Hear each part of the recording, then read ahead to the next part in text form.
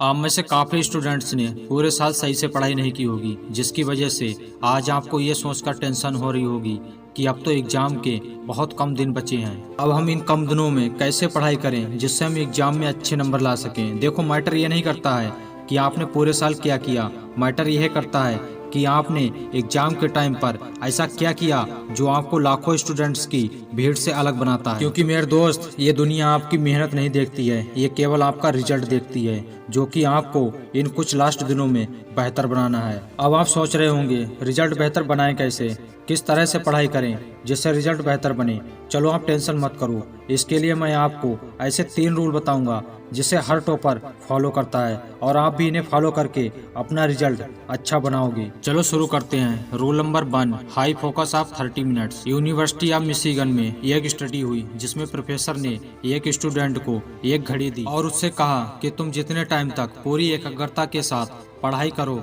उस टाइम को लिखते जाना कि तुमने कितने मिनट या कितने घंटे पूरी एकाग्रता के साथ पढ़ाई की है। तो वहाँ से पूरी एकाग्रता के साथ पढ़ने का एवरेज टाइम 25 मिनट निकला। इससे ज्यादा पढ़ने पर उसका ध्यान भटक रहा था। मतलब आपको लगातार 1-2 घंटे या 4-5 घंटे पढ़ाई नहीं करनी है। अगर ऐसा करोगे तो आपका ध्यान भटकेगा और ध्यान भटकने से जो आपने पढ़ा वो भी भूलने लगते हो। इसलिए आपको पूरी एकाग्रता के साथ 30 मिनट पढ़ना है, जिसमें से 5 मिनट ब्रेक लेना है, जिससे आपका ब्रेन रिचार्ज हो जाता है। आपको 30 मिनट में से 25 मिनट तक पढ़ाई के अलावा कुछ नहीं करना है, केवल पढ़ाई पर ध्यान रखना है। बाकी बचे 5 मिनट आप ब्रेक लेके कुछ भी कर सकते हो, जैसे थोड़ा बहुत टहल लो और बाकी कुछ एंजॉय कर लो। इसके बाद फिर पढ़ने के लिए बैठ जाओ। फिर 30 मिनट में से 5 मिनट ब्रेक लेना है। इस प्रकार पढ़ने से आपका ध्यान भी नहीं भटकता है और हाई फोकस भी बना रहता है और पढ़ने में मन भी लगता है। साइंस कहती है जो आप हाई फोकस के साथ करते हो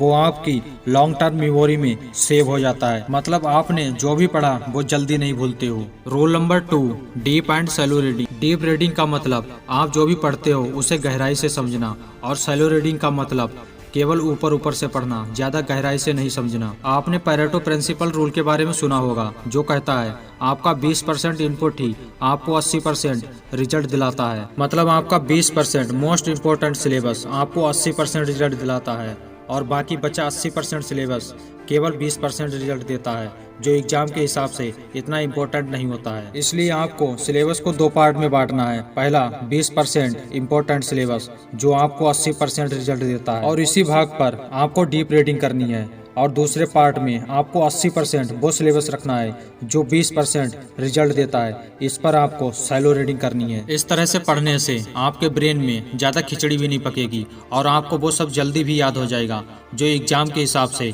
इम्पोर्टेंट है, क्योंकि वो आपको केवल 20% ही पढ़ना और याद करना है। बाकी बचा 80% केवल आपको ऊपर ऊपर से पढ़ना और समझना है। चलो बढ़ते हैं। रूल नंबर 3, रिवीजन, जो कि सबसे इम्पोर्टेंट है। आपने जो भी पढ़ा उसको सही समय पर रिवीजन करना भी उतना जरूरी है जितना जरूरी पढ़ना होता है। अगर आपको लंबे समय तक पढ़ा हुआ याद रखना है तो आपको रिवीजन करना ही होगा, क्योंकि साइंस कहती है आपने जो पढ़ा सीखा उसका 80% भाग आप 24 घंटे के अंदर ही भूल जाते हो। बट आपने जो पढ़ा सीखा उसका सही समय पर रिवीजन कर लिया तो वह आपकी लॉन्ग टर्म मेमोरी में सेव हो जाता है। इसलिए आज मैं आपको सही टाइम पर रिवीजन करने के लिए साइंटिफिक मेथड बताने वाला हूँ। अगर आप उसका सही तरीके से यूज करते हो तो आप उसके बाद किसी भी चीज को लंबे समय तक याद रख सकते हो। आपने जो टॉपिक पढ़ा उसका फर्स्ट रिवीजन आपको 24 घंटे के अंदर करना है, सेकंड रिवीजन 3 दिन के बाद करना है, और थर्ड रिवीजन 1 सप्ताह के बाद करना है,